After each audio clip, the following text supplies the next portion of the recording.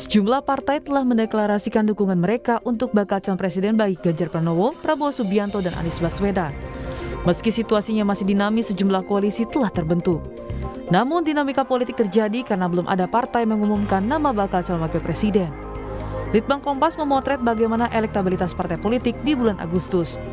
Dari temuan Kompas, terdapat fluktuasi elektoral parpol, khususnya di parpol papan atas. PDIP misalnya kini naik menjadi 24,4%. Gerindra naik tipis dari survei sebelumnya menjadi 18,9%. Adapun PKB kini naik menempati 3 besar setelah naik menjadi 7,6% dibandingkan survei sebelumnya. Sementara Golkar dan Demokrat masing-masing 7,2% dan 7,0%.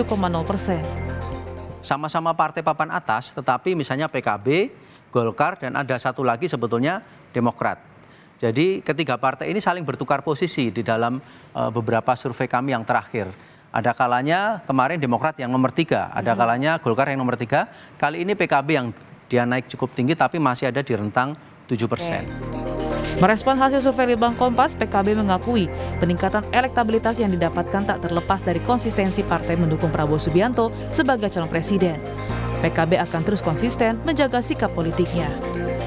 Tentu ini tidak lepas dari dinamika dan kerja keras Ketua Umum PKB, Gus Muhaimin, termasuk dengan seluruh perangkatnya dari caleg yang ada maupun kegiatan-kegiatan yang aktif dilakukan oleh berbagai partisipan PKB, relawan, dan semuanya. Sementara Partai Demokrat tak mau ambil pusing soal hasil rilis Litbang Kompas terkait elektabilitas partai yang berkorelasi dengan pilihan calon presiden. Meski Demokrat mencatatkan penurunan, Demokrat fokus pada kerja ke masyarakat. Hanya ada satu polling yang kita percaya, yaitu nanti yang diambil pada tanggal 14 Februari 2024. Kita berkeliling ke masyarakat, kita bertemu sama masyarakat secara keseluruhan menyampaikan kepada kami menginginkan adanya satu perubahan. Perubahan ke apa? Ke arah yang lebih baik, ke arah yang lebih bisa menekankan pentingnya pemerataan pertumbuhan bukan hanya di Pulau Jawa tapi juga di berbagai wilayah di Indonesia. Sementara itu PKS juga naik menjadi 6,3% dibandingkan survei sebelumnya. Nasdem turun menjadi 5,9%, adapun PAN, Perindo masing-masing di kisaran 3% dan P3 yang turun di bawah 2%. Sementara partai lainnya ada di bawah 1%. Namun temuan survei dari Litbang Kompas yang menarik adalah tidak semua dari pemilih partai politik akan memilih bakal capres yang diusung partai. Survei Litbang Kompas hari ini berdasarkan pemilih parpol terhadap bakal capres, hanya ada 4 partai politik yang pemilihnya masuk dalam kategori loyal terhadap bakal capres yang diusung partainya. Keempatnya ialah PDIP, Partai Gerindra, Partai Nasdem, dan Partai Keadilan Sejahtera. Sebanyak 62,2% pemilih PDIP akan memberikan suaranya untuk Ganjar Pranowo, bakal capres yang diusung partai ini di Pilpres 2024. Hal yang sama juga terdeteksi di kelompok pemilih Gerindra, sebanyak 62,3% pemilih Gerindra akan menjatuhkan pilihannya kepada Prabowo Subianto. Sementara pemilih PKS terekam ada 52,9% pemilihnya akan memilih Anies Baswedan, juga 50% pemilih Nasdem akan menjatuhkan pilihan pada Anies Baswedan. Namun fenomena pemilih partai yang memberikan suara kepada bakal calon presiden yang tidak diusung oleh partai pilihannya tetap berpotensi terjadi. Tim Liputan Kompas TV. Saudara, tidak ada jaminan langkah partai politik mengusung bakal calon presiden akan diikuti pula dengan dukungan pemilihnya. Lalu sejauh mana faktor suara baca pres sangat berpengaruh? Bisakah kemudian para bakal calon presiden ini mendongkrak elektabilitas parpol? Kami akan hadirkan perbincangannya dengan sejumlah narasumber hari ini. Sudah hadir di studio peneliti senior Litbang Kompas, Mas Toto Suryaningtyas. Selamat pagi Mas Toto. Pagi, langganan ya beberapa hari terakhir ini. Ya. Terima kasih Mas Toto. Ya. Kemudian bergabung juga secara daring, ini ada Wakil Ketua Umum PKB, Daniel Johan. Selamat pagi Mas Daniel. Pagi Ketua DPP PKB Mbak.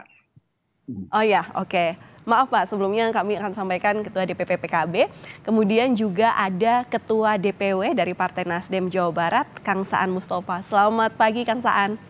Pagi. Selamat pagi Bapak-Bapak, salam sehat selalu. Pagi semua. Selamat. Baik, selamat pagi.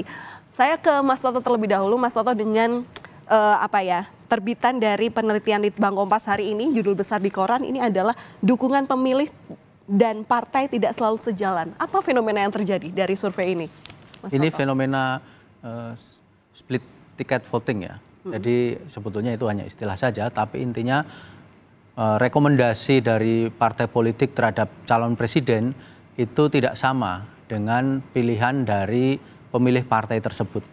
Jadi ini sesuatu yang ada lumrah di dalam sistem pemilihan langsung, di mana preferensi terhadap tokoh yang akan dipilih sebagai calon presiden itu tidak selalu sama, karena identitas partai politik, kemudian juga sejarah, kemudian juga tradisi dari partai-partai itu berbeda dan tidak selalu bisa diakomodasi oleh calon presiden yang dicalonkan oleh partai politik. Nah, partai politik mungkin memiliki pertimbangan tersendiri, kalkulasi politik, bagaimana supaya bisa mendapatkan efek ekor jas dari mendukung capres tertentu. Tetapi dukungan itu belum tentu bisa mendapatkan respon yang sama dari publik, karena tadi ada banyak narasi, ada banyak kesejarahan yang berbeda di tiap-tiap partai politik. Tadi menarik, ada efek ekor jas. Itu adalah efek dari bakal calon presiden yang diharapkan bisa kemudian meningkatkan elektabilitas dari parpol pengusungnya. Nah, kalau sampai saat ini, adakah efek itu yang terjadi di sejumlah partai yang utamanya sudah mendukung istilahnya mendukung bakal calon presiden melalui partainya sendiri ataupun yang sudah bergabung secara koalisi? Gimana Mas Toto? Ya, pertama-tama efek ekor jas itu adalah hubungan positif antara popularitas dan elektabilitas. Jadi nilai elektoral dari seorang capres ya, seorang capres terhadap elektabilitas partai politik. Jadi harapannya dengan efek ekor jas itu bisa menaikkan elektabilitas atau nilai elektoral dari partai politik. Itu bisa kita lihat kalau yang sekarang itu yang paling real, kita bicara soal kepuasan terhadap Presiden Jokowi dengan elektabilitas PDI Perjuangan dalam hal ini. Kemudian juga proyeksi ya, jadi harapan positif terhadap Prabowo dengan kenaikan atau soliditas dari elektabilitas Partai Gerindra. Jadi memang kalau kita lihat efek ekor jas ini ternyata bukan hanya capres tapi juga presiden. Tetapi bahkan kalau sekarang mungkin kita bisa juga melihat efek ekor jas ini dalam bentuk-bentuk yang lebih sederhana. Kalau di baliho-baliho itu Mbak, di pinggir-pinggir jalan kita bisa lihat bagaimana tidak hanya capres, misalnya ya Pak Jokowi dengan Pak Prabowo misalnya, kan balihonya besar, itu kan harapannya ada asosiasi bahwa Pak Prabowo ini adalah sama dengan Pak Jokowi. Jadi asosiasi itu yang diharapkan bisa sampai kepada publik lalu menimbulkan apresiasi sehingga tingkat approval-nya naik, approval ratingnya naik. Akan tetapi juga kalau sekarang kita lihat di jalan-jalan itu bukan yang capres, kadang-kadang tokoh saja. Tokoh saja dipasangkan, kemudian dijadikan background. Gitu. Memang sebagian besar tokoh itu sifatnya tokoh politik ya. Jadi misalnya kalau PDI itu ya mungkin Ibu Mega atau mungkin Mbak Puan gitu kan, bukan capres. Gitu. Nah itu bisa juga dipakai sebagai upaya untuk meningkatkan elektabilitas dari sang kandidat. Nah itu kira-kira yang sekarang sedang sedang terjadi di partai-partai kita. Dan tidak semuanya itu memperoleh gain, memperoleh manfaat atau benefit elektoral seperti yang diharapkan. Ya karena ada berbagai macam hal tadi. Iya, oke. Itu tadi yang bisa dibilang bahwa efek ekor jas ini sangat penting, sangat berpengaruh. Tapi kalau melihat daripada survei yang terjadi hari ini, saya juga akan mengarah ke Mas Daniel, Ketua DPP dari Partai PKB, Kebangkitan Bangsa begitu ya. Mas Daniel, jadi ini kan kalau dilihat dari hasil survei harian Litbang Kompas yang terbit hari ini ada pemilih PKB yang tersebar ke sejumlah calon presiden. Kalau saya elaborasi lewat angka ya, ini 34,6% pemilih PKB ke Pak Prabowo, 25% ke Ganjar Pranowo, dan 14% ini ke Anies Baswedan. Nah ini apakah sebelumnya memang dari PKB ini sudah menghitung kalkulasi atau dampak dari keputusan politik untuk kemudian berkoalisi dan mendukung salah satu bakal calon presiden dan efeknya ternyata terjadi seperti ini? Sudahkah ada kalkulasi sebelumnya? Mas Daniel, silahkan.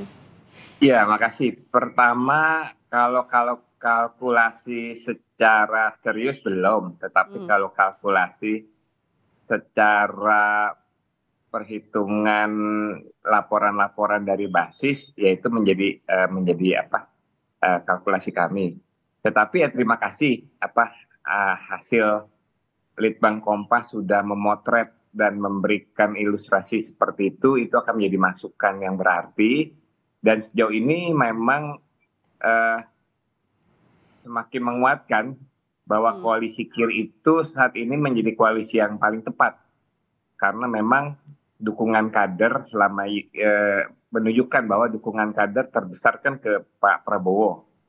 Ya, meskipun angkanya masih di bawah 50% ya. Ini ada kekhawatiran tersendiri nggak, Mas Daniel?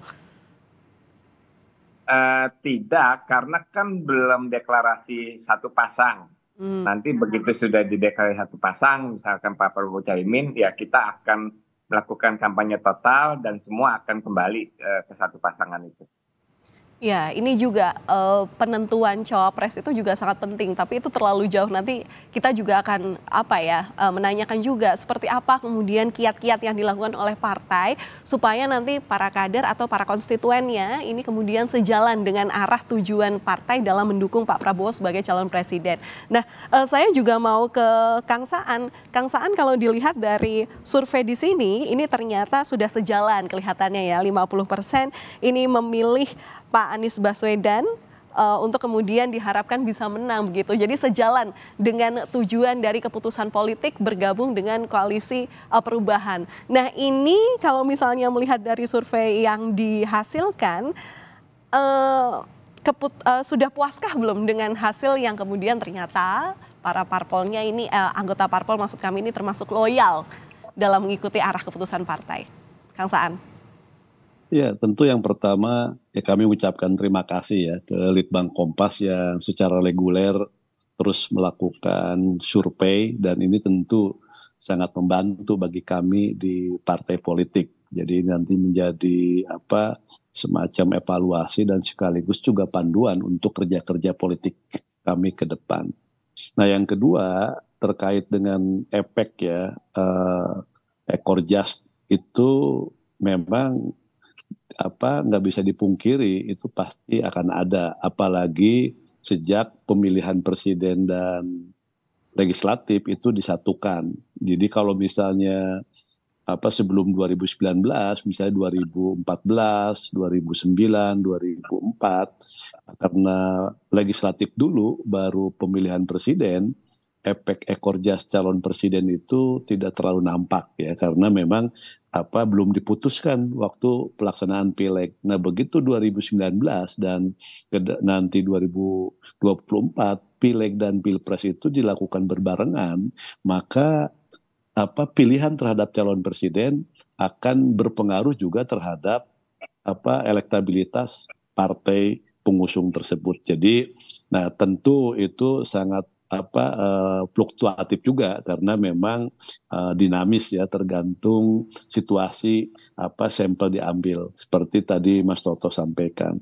Nah, yang kedua soal distribusi. Kalau misalnya kita lihat dari base pemilih partai, misalnya base pemilih Nasdem, kalau di Litbang Kompas ini kan sekitar hampir 6% lah ya base pemilih Nasdem itu.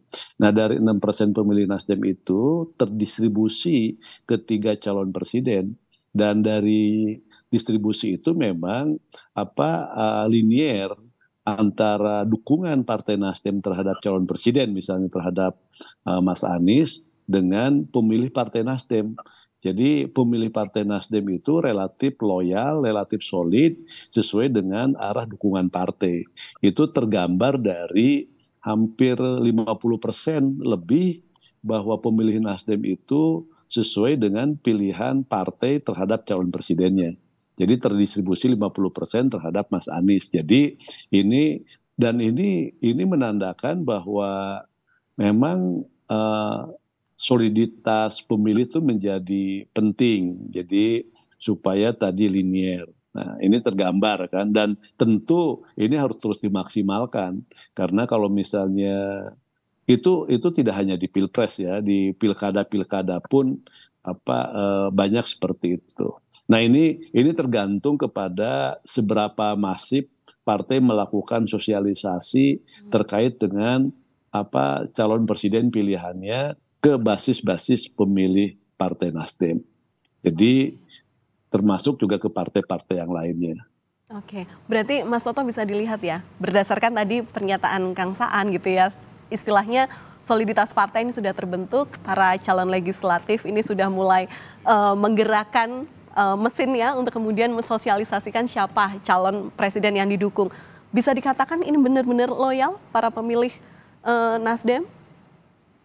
Ya, kalau dari angka tadi 50% ya sudah mulai terbentuk soliditasnya. Kita lihat kalau yang paling tinggi itu kan misalnya Gerindra dan PDI itu angkanya kan 62.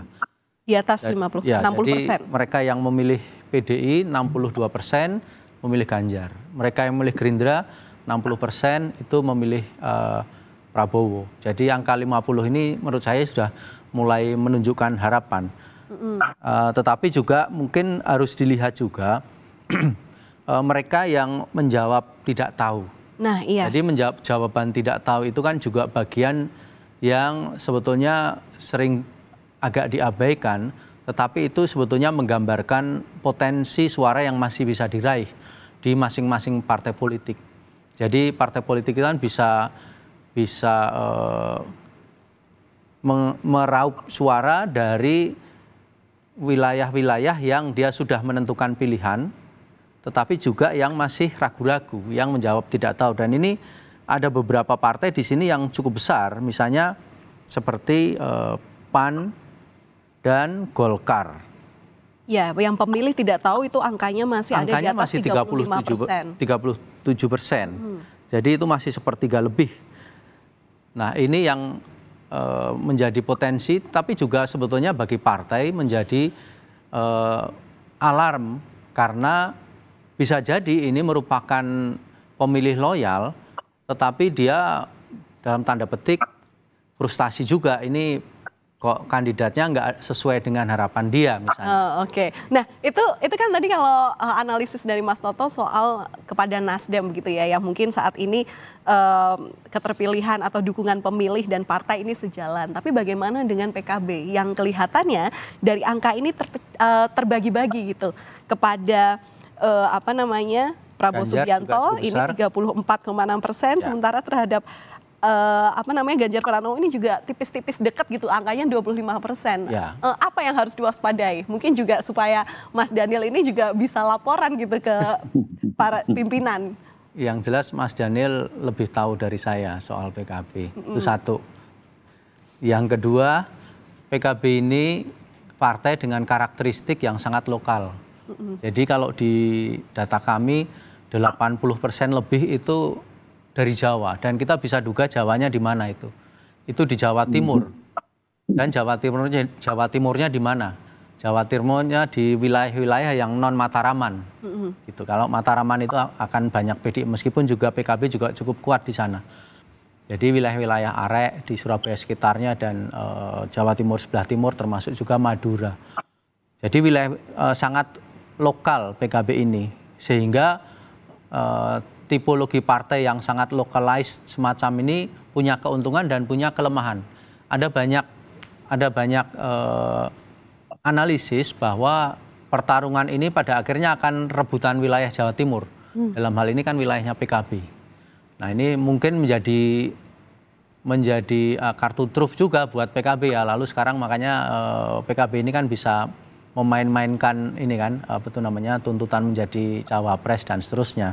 Karena memang wilayah yang localized semacam ini solid biasanya. Jadi ketika pada akhirnya nanti PKB misalnya menentukan koalisi dengan cawapres, apakah tetap Prabowo atau yang lainnya, kan harapannya nanti masanya akan lebih mudah untuk diajak ke arah yang sama, sehingga tadi istilahnya tidak terjadi split tiket voting tapi straight tiket voting. Jadi apa yang direkomendasikan elit partai itu juga sama juga dengan yang dipilih oleh akar rumputnya dari partai tersebut. Oh, oke. Ini menarik nih, dukungan dari akar rumput. Apakah memang sebelumnya Mas Daniel ini jangan-jangan ada perbedaan nih, dukungan akar rumputnya bukan ke Pak Prabowo, tapi malah justru ke yang lain. Tapi sekarang ini ada sikap politik yang berbeda yang mengharuskan PKB kemudian ada kesepakatan tanda tangan untuk bergabung dengan koalisi Pak Prabowo. Ini gimana ini Pak? Ya, makasih. Pertama karena kan saat ini seluruh basis pemilihnya PKB memang masih sangat cair. Karena kan memang belum ada keputusan secara formal dan kita belum mengkampanyekan secara masif untuk persoalan presiden. Nah, nanti kalau sudah ada pasangan yang pasti, apalagi kalau sudah didaftarkan ke KPU, kita kan akan total football, kita akan masif sampai ke daerah-daerah dan seluruh kader, seluruh struktur sampai di tingkat ranting kan akan diinstruksikan melakukan sosialisasi dan kampanye untuk pemenangan pasangan capres-cawapres dari PKB ini. Jadi kita masih sangat memaklumi dan kalau sekarang posisinya Pak Prabowo lebih besar, artinya itu juga sudah suatu kemajuan yang signifikan. Karena mungkin kalau secara alaminya bisa saja terbalik. Misalnya Pak Ganjar lebih tinggi karena kan ada hubungan kultural yang mungkin Pak Ganjar dari Jawa Tengah misalkan ya, sesama Jawa seperti itu. Sehingga kondisi saat ini bahwa kader basis PKB itu lebih besar memilih Pak Prabowo merupakan itu perkembangan yang signifikan. Karena sinyal-sinyal yang menunjukkan saat ini PKB berkoalisi dengan Gerindra dengan Pak Prabowo. Ya, itu nanti yang juga akan jadi menarik. Apakah kemudian hasil survei hari ini berdampak pada istilahnya koalisi yang sudah terbentuk? Apakah justru ini nanti akan mengubah peta politik? Berdampak pada kenaikan elektabilitas partai. Nah, oke, nanti kita akan bahas ke sana usai jeda. Jadi tetaplah bersama kami di Sapa Indonesia Pagi. Terima kasih Anda masih bersama kami di Sapa Indonesia Pagi hari ini. Masih bersama dengan kami ada peneliti senior Litbang Kompas, Mas Toto Suryaningta, kemudian juga Ketua DPP Mas Daniel Johan dan juga Ketua DPW Partai Nasdem Jawa Barat Kang Saan Mustafa. Mas Toto, ini juga yang menarik untuk ditanyakan ya. Utamanya adalah terkait dengan peta koalisi yang mungkin dengan survei yang terbit saat ini itu berpengaruh terhadap kedekatan masing-masing parpol. Apakah ini ada kemungkinan peta koalisi akan berubah karena otomatis dengan melihat survei kali ini masing-masing parpol akan mulai saling goda-menggoda lagi nih di luar koalisi. Gimana Mas Toto? Pertama-tama kami tidak mau jumawa ya dengan ini hasil survei Kompas. Masing-masing partai itu pasti punya survei internal gitu. Dan survei-survei sebelumnya juga sudah paparkan ya oleh lembaga-lembaga penelitian yang lain, ada SMRC, ada LSI, ada indikator dan lain-lain. Tapi memang kalau kita lihat beberapa hari belakangan ini terjadi pergerakan dan itu saya rasa pasti akumulasi dari berbagai pertimbangan ya. Jadi bukan hanya karena survei ini, bukan hanya karena survei Kompas. Misalnya kita lihat setelah Golkar dan PAN merapat ke koalisinya Pak Prabowo, PKB dan Gerindra. Sekarang kan kita juga dengar mulai kira-kira 2 hari yang lalu itu Pak Said Abdullah dari Banggar DPR RI ya, dari PDIP itu kan mengemukakan meskipun belum usulan resmi itu pertimbangan bagaimana kalau Ganjar dipasangkan dengan Anies. Kemudian pagi ini kita juga baca di koran Kompas, rupanya usulan Pak Said Abdullah itu memicu pergerakan dari catur politik yang lain. Jadi kita baca P3 itu juga lalu sekarang mencoba ya menawarkan narasi kalau Sandi AHY. Jadi ini kan pergerakan-pergerakan yang lalu sudah keluar dari batas-batas koalisi. Yang PAN dan Golkar tadinya ada di koalisinya yang mendukung Pak Ganjar, sekarang bergeser ke Pak Prabowo. Sementara yang P3 tadi ada di koalisinya bersama PDI, Perindo dan Hanura mendukung Pak Ganjar, sekarang mulai mencoba-coba kalau Pak Sandi Uno itu dipasangkan dengan AHY. Berarti kan ini meskipun secara syarat pencapresan itu dukungan suara partainya belum memenuhi untuk partai koalisi yang mencalonkan calon capres. Ya, ini menarik Mas Toto. Apakah Litbang Kompas ini juga membaca sejauh mana calon yang diusung oleh koalisi ini bisa memberikan efek ekor jas juga terhadap partai yang tergabung dalam koalisi itu? Ini juga dihitung nggak sama tim Litbang? Sudah ada di sini tadi yang kita bahas tadi, sebetulnya seluruhnya adalah bagian dari efek ekor jas. Jadi memang tadi sudah kita sampaikan, memang efek ekor jas ini sebetulnya adalah hubungan positif. Jadi kalau capres yang didukung oleh partai politik itu punya approval rating yang bagus di mata pemilih, itu diharapkan partai politiknya akan naik. Tapi kan faktanya tidak semuanya mendapatkan hal itu. Jadi misalnya sebagai contoh, misalnya tadi kan kita bahas juga ada Nasdem di sana, di mana Nasdem ini mencalonkan mengusung Anies Baswedan, tapi kan belum terlalu naik. Nah ini kan ada hal yang lain, bukan berarti efek ekor jas itu tidak ada, tetapi ada hal lain yang mungkin harus diperbaiki dari mesin politiknya Nasdem, dari bagaimana performance Nasdem, sehingga pencalonan Pak Anies ini bisa juga dinikmati oleh Nasdem dalam bentuk kenaikan elektabilitas. Kalau sekarang kan enggak, Nasdemnya agak sedikit turun dibandingkan survei kita di bulan Mei yang lalu.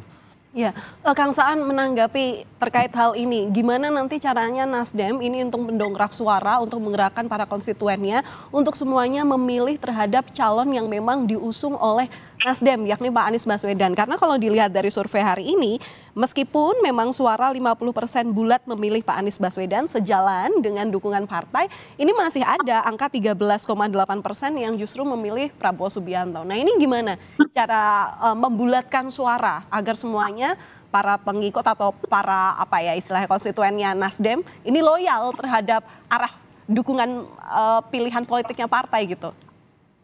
Ya, yang pertama sebagai partai yang baru 2 kali ikut pemilu ya, dan baru pemilu nanti ketiga di 2024, dengan tingkat loyalitas pemilih yang sejalan dengan kebijakan partai atau menembus angka 50, itu menurut saya sudah jauh relatif solid. Artinya partai ID itu sudah mulai nampak ya, itu kuat di Partai Nasdem. Bayangkan misalnya tadi menggambarkan tingkat loyalitas PDIP misalnya 62%, yang itu memang calon presidennya dimiliki sendiri kan gitu loh. Kader dari bawah dan juga sudah berjalan sekian puluh tahun gitu kan. Itu saja belum maksimal. Memang kita agak susah untuk mendapatkan, dan bukan hanya problem Nasdem tapi juga pasti yang lainnya, itu agar tingkat loyalitas itu menjadi maksimal, bisa misalnya mendekati 100% terhadap dukungan partai terhadap calon presidennya. Tapi partai akan terus berupaya gitu loh. Nasdem akan terus berupaya agar pilihan partai itu linier juga dengan pilihan pemilih Partai Nasdem.